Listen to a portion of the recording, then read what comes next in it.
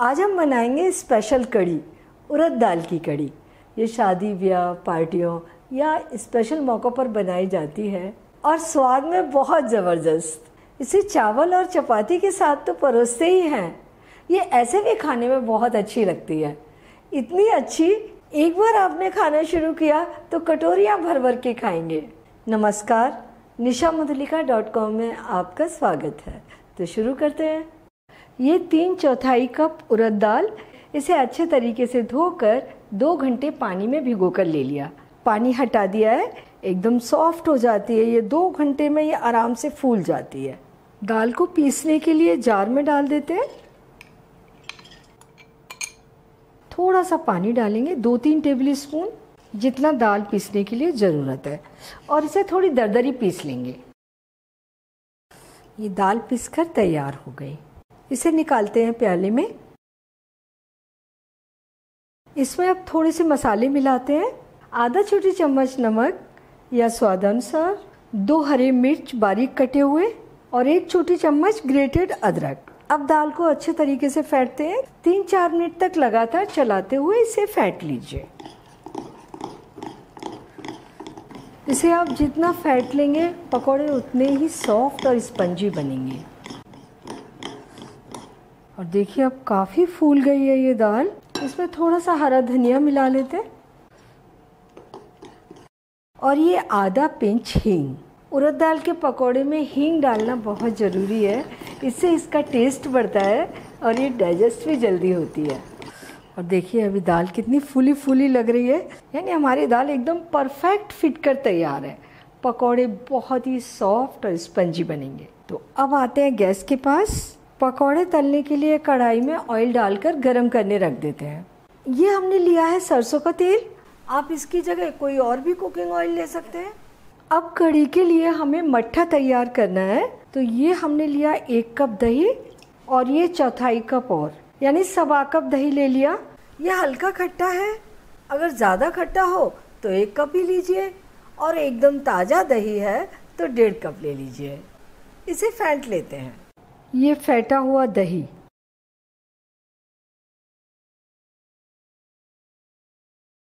Total 4 cup पानी ले लिया। बाद में ज़रूरत पड़ेगी तो फिर डाल देंगे और ये पानी दही में मिला देंगे। तो ये कढ़ी के लिए मट्ठा तैयार हो गया। और अब पकौड़े बनाते हैं। पकौड़ियाँ ऑयल में डालते समय ध्यान रखें कि ऑयल मीडियम हाई गर्म हो और फ्लेम भी मीडियम हाई हो, तभी ये फूलेंगी। बस जितनी पकौड़ियाँ एक बार में आ जाए कढ़ाई में उतनी डाल दीजिए। और ये देखिए कितनी फूल रही हैं और ये नीचे की ओर से हल्की सी सिक गई है। इन्हें पलटते हैं। थोड़ा सा गरम ऑयल इनके ऊपर डाल देते हैं ताकि इनका शेप खराब ना हो। और अब इन्हें घुमा घुमा कर अच्छी तरह से चारों ओर गोल्डन ब्राउन होने तक सिकने दीजिए।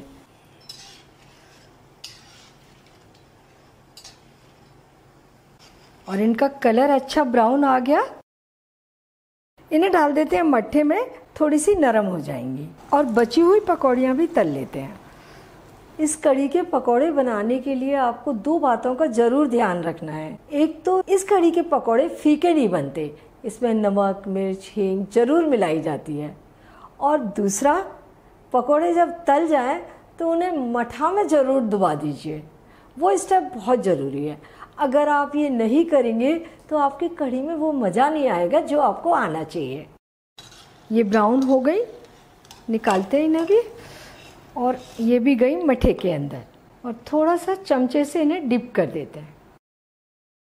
ये जो लगभग 4 टेबल स्पून प्याले में दाल बची है, इसे हम मट्ठे में घोलेंगे। ये भी बढ़िया सी गोल्डन हो गई। इन्हें मट्ठे में मत डालिए। इतनी पकौड़ी आप चटनी के साथ खाने के लिए बचा लीजिए, बहुत ज़्यादा टेस्टी लगती हैं। ये पकौड़ियाँ जो हमने डिप की थी वो भीग कर सॉफ्ट हो गई। इन्हें दूसरे प्याले में निकाल के रख लेते हैं। ये भी आप चटनी के साथ खाएंगे तो बहुत अच्छी लगेंगी, लेकिन अभी तो कढ़ी बना रहे हैं। अब ये मट्ठा है, इसमें ये दाल घोलनी है। तो पहले मैं इस दाल में थोड़ा सा मट्ठा डाल के इसे अच्छे तरीके से घोल लेती हूँ। और इसे मिला दीजिए अब सारे मट्ठे में। तो ये बन गया हमारा कढ़ी का घोल। कढ़ी छौंकने के लिए हमने ये थोड़ी बड़ी कढ़ाई ले ली। इसमें डाल दीजिए 1-1.5 टेबल स्पून ऑयल। गरम ऑयल में डालिए 1/4 छोटी चम्मच जीरा, ये 1 चम्मच ग्रेटेड अदरक, 1 छोटे चम्मच हरी मिर्च कटी हुई, 2 हरी मिर्च छोटे साइज की काट ली हैं, और ये 3 मिर्च साबुत चीरा लगा के डाल दें। ये साबुत मिर्च कढ़ी में बड़ी खट्टी हो जाती हैं, इन्हें अलग से खाएं आप, बहुत टेस्टी लगती हैं। हल्का सा भून लिया, और ये 1/4 छोटी चम्मच हल्दी पाउडर और आधी पिंच हींग। फ्लेम धीमी है, मसाले जलने नहीं चाहिए। हल्के से भून लिए सारे मसाले। अब डालिए ये कढ़ी का घोल। फ्लेम को तेज़ कर देते हैं और इसे अब लगातार चलाते रहेंगे। अब कढ़ी को चलाना ज़रूरी है, क्योंकि अगर आप इसे चलाना छोड़ देंगे तो ये फट सकती है। तो जब तक उबाल नहीं आ जाता तब तक आप इसे ज़रूर चलाइए। ये 1 कप पानी और डाल रही हूँ, यानी कि पूरा 5 कप पानी हो गया। आप इसे अपनी पसंद के अनुसार थोड़ी पतली या गाढ़ी बना सकते हैं। और तीसरी बात, ये कढ़ी सादा कढ़ी की अपेक्षा ज़्यादा पतली होती है। इसमें हमने 5 कप पानी का यूज़ किया है। अगर बाद में आपको लगे कि कढ़ी गाढ़ी हो रही है तब आप इसमें और पानी डाल सकते हैं। ये आधा छोटी चम्मच कुटी हुई लाल मिर्च, इसे ऑयल में मत डालिए क्योंकि थोड़ा जलने का डर रहता है मिर्च का। बस अब इसे चलाते रहिए तब तक जब तक कि इसमें अच्छा सा उबाल नहीं आ जाता। कढ़ी में उबाल आ गया, अब आप इसे थोड़ी थोड़ी देर में चलाइए, 2-2 मिनट बाद, और इसे 5 मिनट तक ऐसे उबलने दीजिए। इसे उबलते हुए 5 मिनट हो गए। अब इसमें डाल देते हैं 1 छोटी चम्मच नमक, या आप अपने स्वाद के अनुसार डाल दीजिए। और ये जो पकौड़ियाँ पहले से डुबा के रखी थी वो भी इसके अंदर अब आराम से छींटे ना पड़े।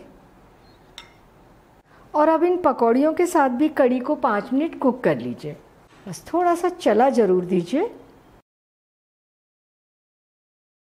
अब पकौड़ियाँ डालने के बाद इसे पूरे 7 मिनट तक उबाल लिया है, और आप किनारे पर देखेंगे हल्की हल्की मलाई भी आ गई है।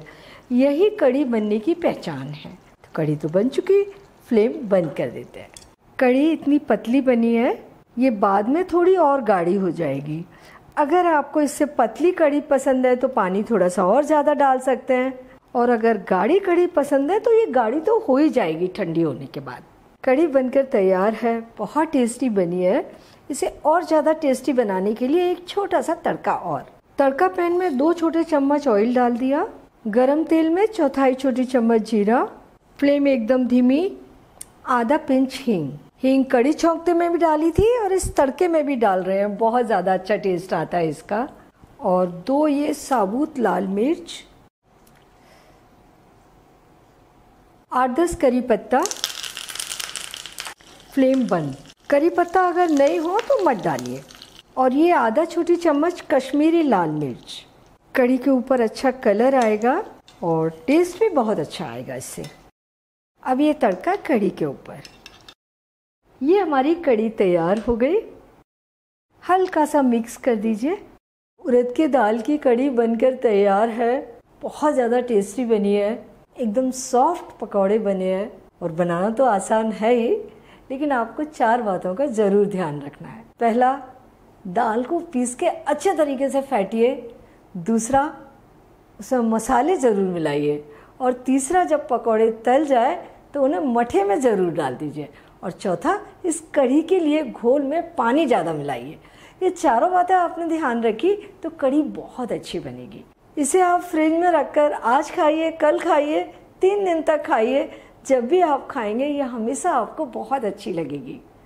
तो अब आप फटाफट उड़द दाल की कढ़ी बनाइए और बताइए कैसी बनी, और ये भी बताइए कि मुझे आपके लिए और क्या बनाना है।